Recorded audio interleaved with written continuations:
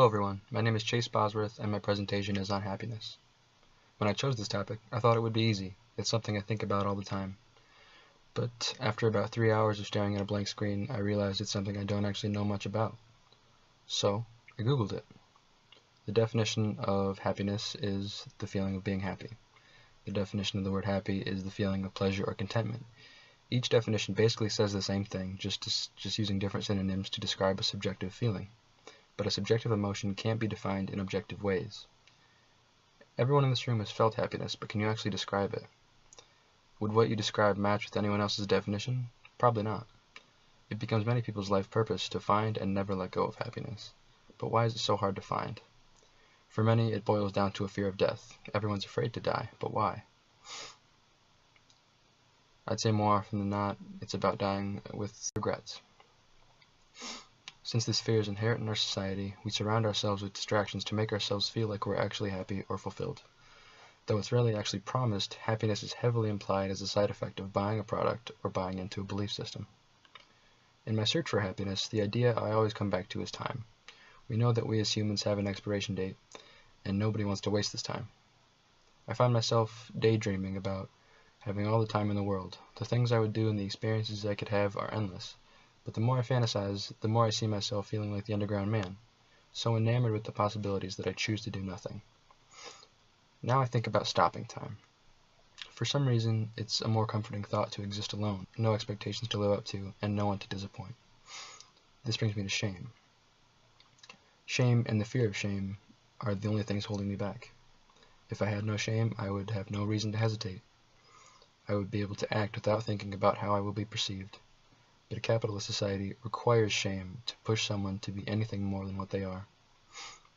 Capitalism would have you believe that if you work hard and get married, then happiness will just come to you. But if this were true, midlife crises wouldn't be a thing. Corporations convince us that happiness will just come with each new product you buy, only until the next product comes out. A society ran by corporations is a society controlled by false expectations and contingent on keeping people satisfied for a short period of time. It's a worldwide denial of the fundamental idea that money can't buy happiness, and it's crucial that we don't confuse satisfaction with happiness, because satisfaction can be found in the simplest of things and can be easily exploited. Sometimes in terms of religion. I have no problem with religion, but I also have never understood the appeal. It's not my place to say what people should believe, but religion, regardless of what you believe, salves the fear of death when the belief system promises an afterlife.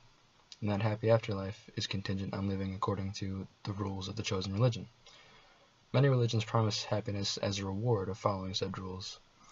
It seems like a lot to ask of anybody, especially someone my age, but they make devotion more important than anything else, because devotion guarantees the survival of the religion. I'm sure had I grown up going to church every week and actually feeling the community that comes with it, I would have some sort of belief system. But it's no coincidence that religions want to bring kids in at their most impressionable age. The law of acceptance is what activates the law of attraction. I read that self-acceptance is what you have to find if you want to feel happiness. Being willing to accept yourself is the first step to bringing out the best in yourself and being happy. This sounds kind of true to me, but still, it's easier said than done. None of these things help me find happiness, and they all condition us into a mindset that eventually happiness is going to find you. As I searched more, I found an article online that asked, "What is your definition of a happy life? If you think happiness is outside you, you will make happiness into a search, or a reward you must earn. If, however, you know happiness is inside you, then happiness becomes a compass, a teacher that helps you to live your best life." What I found in my research is that existentialists are rarely concerned with happiness and much more focused on the meaning of life and not the emotions therein. When I was a kid, my dad would recite a quote from Viktor Frankl that confused me until now. He said, "It is the very pursuit of happiness that thwarts happiness." He posits that happiness comes as a byproduct of finding your purpose in life, that instead of searching for happiness, you have to give your life meaning, and the fulfillment that comes from that will give you happiness. And Aristotle said that happiness was an end in itself. You seek happiness for the sake of happiness, not for anything else. And everything you do is to get more happiness. Hegel believed that happiness could only be found when we as individuals reconcile with our finitude as humans. He thought you had to be broken down and pushed past the point of human existence to have a feeling of spiritual depth that would then bring happiness. So the consensus among existentialists seems to be that searching for happiness is futile when done without also searching for fulfillment. It's important to remember that happiness is one half of a duality. The law of polarity states that everything exists on a continuum with a complementary opposite. Good exists because of bad, war exists because of evil, and suffering exists because of happiness, vice versa. They're all one and the same, just to a different degree. This means it is your choice to see things through a positive lens, and this will expand the happiness in your life. Buddhism says happiness is found by working to achieve mental equanimity. It teaches that happiness comes by detaching yourself from craving things, by achieving a mental state where you can detach from all the needs and wants of life. You free yourself and achieve a state of transcendent bliss and well-being. My grandma loved this idea, at least before Alzheimer's took over. She once told my mom, "What if you'll only be happy when you decide to be?" Mom said it was true.